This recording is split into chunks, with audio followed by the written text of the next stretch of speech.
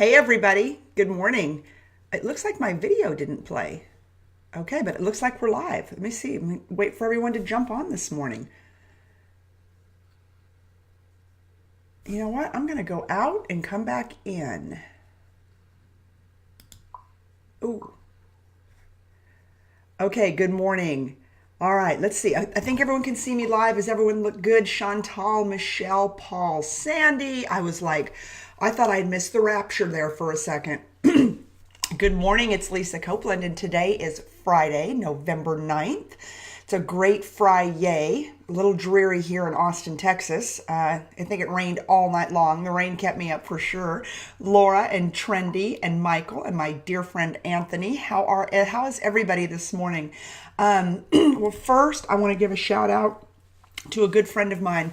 You heard me shout her out the other day because she was in town from California with TrueCar, and we'd had dinner. And it's Carrie Wise, and she was literally evacuating the fires out there. I saw pictures on Facebook where, can you imagine putting everything that you love and trying to grab everything out of your house? It looks like they just cannot catch a break out in Thousand Oaks, California. So, Carrie, we love you and we're praying for you.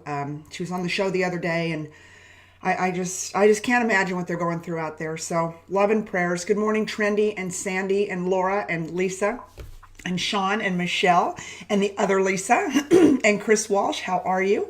Okay, so I want to kind of make this a little more interactive today because I've got a question for you.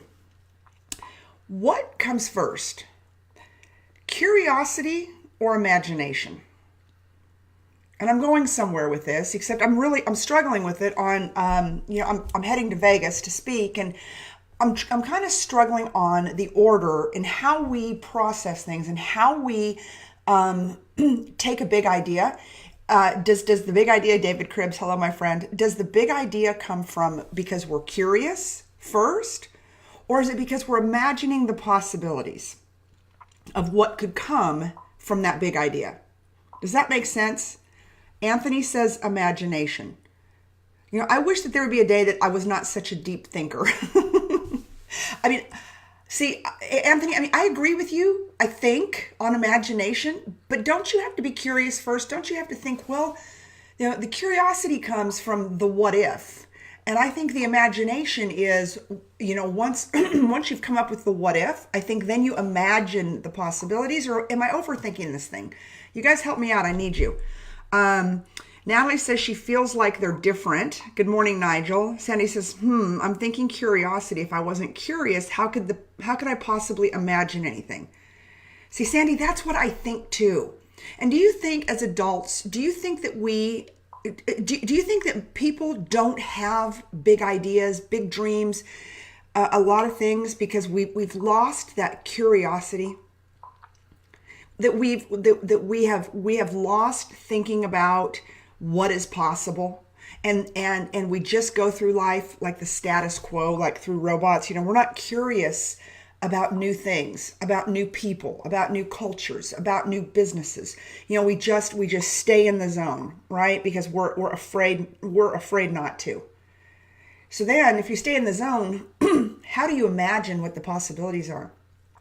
How do you imagine yourself walking out of the four walls of a job that you hate? How do you imagine yourself starting your dream business? How do you do that? So talk to me, people. Talk to me. Crystal says, I think curiosity does come before imagination.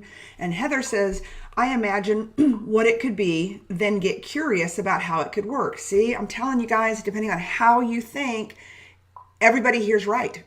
Everybody's right. And David Cripps just says, yes, that's a safe answer, my friend. Mike says, good morning, Chris Walsh. He says, first you imagine the possibilities, then you're curious how you can put them into action. Okay? See? It can go either way because there's arguments on both sides of it. Let's see here. Chantal says, I think some have just become complacent because it's less painful. Yeah, Janelle, good morning. How are you? Stacy says, oh, wow, I needed this so badly today. Why'd you need it, Stacy? Why? I needed to be able to define it in my head. Natalie says, you can be curious about something and an idea, something that comes comes into your head or something that you see and you can imagine it as well, they can be different ideas that you can that are either curious or imagine about. Yeah, I get, and and curious and imagination just might be tomato, and that's what I'm kind of trying to work through right now. And I thought, you know what? I'm going to the tribe. I am going to the tribe. We had several hundred people yesterday, either on our webinar or ask for it. So that was really cool. And we got a bunch of new people in the big sellers group because of it, because that was my call to action, was, to put together this brain trust, right? And to have people that actually help each other and talk to each other. And you may not ever meet each other or know each other. I hope you do, because I told you guys I'm going to bring everybody to Texas or Q1 of next year. I talked about dates in January. I don't think it's going to work because of NADA. It works for me personally, but a lot of my automotive friends aren't going to want to travel twice within a couple of weeks. So maybe February, but no later than March. But to get everybody together, to get this brain trust, it isn't going to be this whole like group of speakers and all that. I mean, there'll be speakers there, but I've got this vision of like breaking off in these mastermind groups, and we line you up in a mastermind group, and then you spend 2 days with those people. What do you guys think about that? Like, I want it to be so different, but I want the people, Stan, good morning, and Heather, and Michelle, Stacy, Crystal says children are full of curiosity. Absolutely. And Crystal, that's kind of where I got it. I think we grow up and we change. Oh boy, and it went too fast for me. Yes, we do grow up and change. Eddie says, you just said a lot, Lisa. My mom used to say curiosity killed the cat. Yes. And that held me back for a while. Keeping curiosity down keeps one safe. But once I embraced my curiosity about everything, my world opened up exponentially. Curiosity about culture, professional education. I agree. I mean, some people just, they just want to stay in the safe bubble, right? It's like, oh, I don't really want to know about that person. They're from a different neighborhood. They're from a different country. They're from a different religion. They're whatever, a different political background. And I think that the lack of curiosity sometimes is what keeps us segregated, and it keeps us, how about ignorant? It's kind of a rough word for this early in the morning, and I don't mean it in an ugly way, but isn't ignorance kind of what makes a lot of the problems in the world? Because we're not curious to find out, oh, that person is different. And then once you get to know them, you're like, wow, I really like them. I think they're interesting. I may not believe what they believe, or I may not like what they believe, and most of the time, I think it's because we don't understand why they believe what they believe, right? Politically, from a religion standpoint, from a cultural standpoint. I mean, just all kinds of stuff keeps us separated, right? And keeps us segregated and keeps us not in unity. Whether it's our country, and I'm sorry, I keep on clearing my throat. I don't feel the greatest this morning. And I've got to start traveling, so hopefully I'm going to start feeling better pretty quick. But I think that's what keeps us segregated. And do you think it starts maybe with imagination or curiosity and lack thereof? I don't know. It's kind of my big thought idea today. Hello, Sean Hayes. Hello, Anthony. Sandy says yes. Max says, each day you rock. Thank you, and rock your day. Absolutely, Jeff. Human nature, complacency, path of least resistance. Right. And I read this article about Elon Musk the other day, and it said he's built this tunnel under LA, and you guys probably already know all this. I just kind of came across it, and I thought, okay, Elon, we need to talk. Tesla's having some issues. You're sending men to the moon. You are into space. Now you're building tunnels under Los Angeles for mass transportation. Focus, right? And then I think, well, and that's kind of what started some of this. I'm like, but you know what? The guy dreams, and he dreams big. I mean, I'm an Elon Musk fan. Don't get me wrong. I admire this guy. I think he's brilliant to the point of over brilliant, maybe. But I mean, what is it inside of someone like an Elon Musk compared to you or compared to me that makes him such a world changer? Is it because he's got all the money that he can go and build the car, build the battery, build the spaceship, build the tunnel under Los Angeles? So does more access to money and to resources, does that play into us having more opportunity. I'm sure it does. I think I just answered my own question. To be curious. I don't know. Talk to me. Janelle says we need unity. Unity, gosh, we do. A mastermind group would be so great to connect with these other fabulous people, learn from everyone. Yeah, so the whole premise behind Napoleon Hill, of course, Think and Grow Rich, Outwitting the Devil, was the power of the mastermind. That's what this is. I mean, I get to run the camera because it's my mastermind, right? But everything comes from you guys. Everything comes from you guys talking to each other, from you guys talking to me. It's a different mastermind than if all of us were sitting around big tables in a convention center. It'd be much more interactive, and I want it to be interactive. I am going to start bringing on guests. So you guys ping me about that. I'm not going to do it every morning. It'd be too much to keep up with.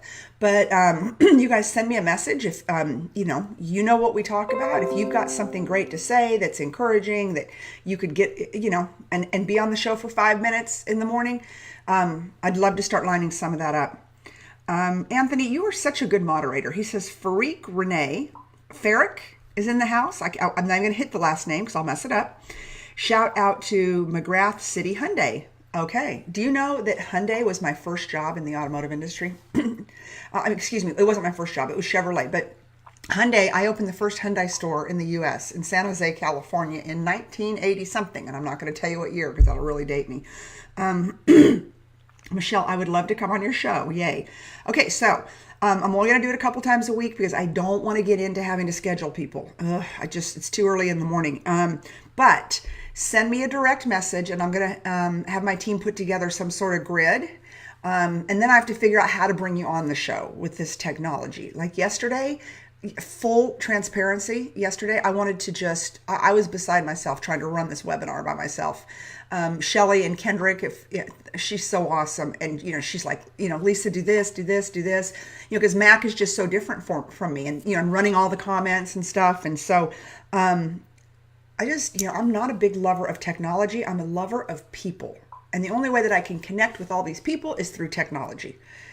But I think there's just some people, like my 6-year-old grandson, it's ridiculous. He's like, Lala, give me your phone. He knows my code.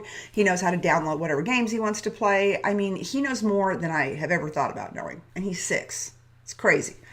Anthony, I thought Chevy was. Yes. No. So I corrected myself. Chevy was my first job. And then I opened the first Hyundai store in the U.S. in San Jose on Stevens Creek Boulevard. Chantal, I'm in, even though it's 4:45. Yes, and we are lovers of people. And all of you, like guys and gals, you're lovers of people. Otherwise, you wouldn't be on here. And so I want you guys to send me direct messages. And I want you to tell me, it'll be about 5 minutes. It's not going to be super long, the whole thing. But I want you to tell me what we would talk about. Because I need to kind of know where we're going to go before I have you on the show. So send me a note about, yes, you're interested in doing it. And then number 2, what it is you want to talk about. That's going to be important. So if I have to have both, but I think it would be fun to start introducing to the, and you have to be somebody who's a regular on this show. And I know who the regulars are because you guys are awesome and you guys get up every morning. And so I absolutely want to, if nothing else, we have to have a little bit of a topic, but I want to be able to introduce you or start introducing you to each other so we can start like going, okay, yeah, I know who Sandy is now. And I understand Anthony and Natalie and Michelle and Pam and all of that. And, just start building that community. And I think that's going to be a better way to do it. I talked to Kendrick about it yesterday and she agreed. So anyways, okay, so we're coming to the end. And just know this, I'm not going to try to do it in the next week because I'm traveling. I'm in Las Vegas and I'm in Atlantic City. So it's going to be in New York. So it's going to be tough to do that. So, and then the next week I'm in San Francisco for 5 days. So it'll be a couple of weeks out. But it's coming. I promise you that because I want to connect this awesome, amazing community of big sellers, of people that get up every morning and, and want more out of life, want more relationships, want more community. Anyways, I am so grateful for every single one of you. Send me some notes.